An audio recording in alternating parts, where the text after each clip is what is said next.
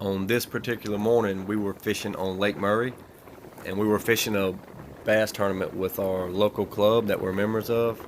And our plan was to hit a lot of these points that have submerged rocks around them and try to catch some schooling fish, maybe with crankbaits or on top water.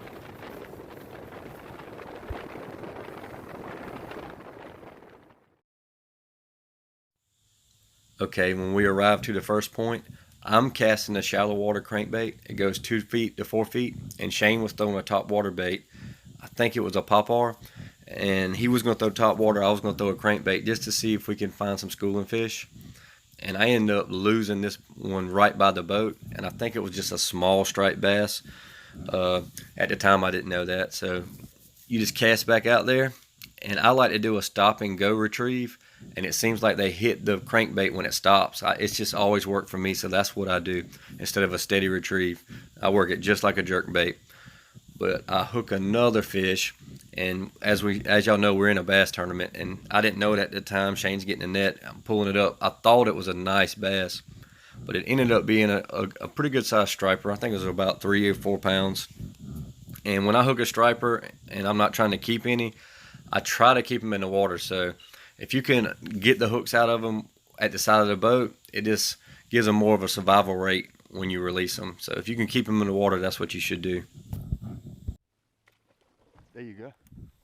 All right, so Shane hooks a fish. This is the second point we arrive at. We left the first one because it was all striped bass. So we get him to the side of the boat. At the time we didn't know it was a striper again, and we see it's a striper. So try to keep him in the water. But this fish had every treble hook in him, so we had to pull him out the water. But we got it out pretty quick and released, and he looked like he was doing okay when I released him. I'm gonna try to.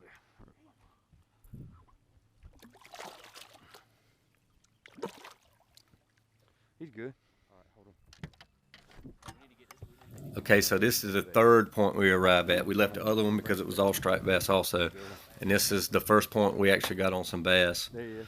And they were schooling pretty hard. And when you're on these schooling fish, you almost need, if you have 2 rods, you need 2 rods out, both of them with crankbaits. And when you're fishing one, you may have fish blow up beside you or 30 yards away from you. And instead of reeling the other one in, just go ahead and pick up your other rod and cast it out right on top of the school of fish, because they come up and go. Sometimes they come up quick and leave quick, and you want to throw right on top of them when they're chasing this bait. So this was our second fish of the morning, and we found these fish too late. I think we just got there a little bit too late. They had already fed a lot, and we didn't have any more fish break the top of the water schooling, and we just didn't catch any more on this point. But I think if we would have got there a lot earlier, we probably could have got 5 fish really quick. But that's just how it goes.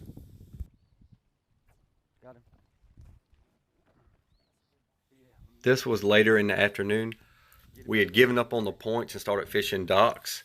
We had thrown Carolina rigs and crankbaits on a lot of those points, and we just couldn't get a fish to bite. So we started fishing the back of these coves. And this was actually our third and final fish. Shane caught it on a Texas rig, and I was still throwing a Carolina rig kind of in between the docks, hoping to get a bite. But we didn't get 5 fish on this day. We didn't do too hot. I think we ended up like middle of the pack, but it was a good day on Lake Murray.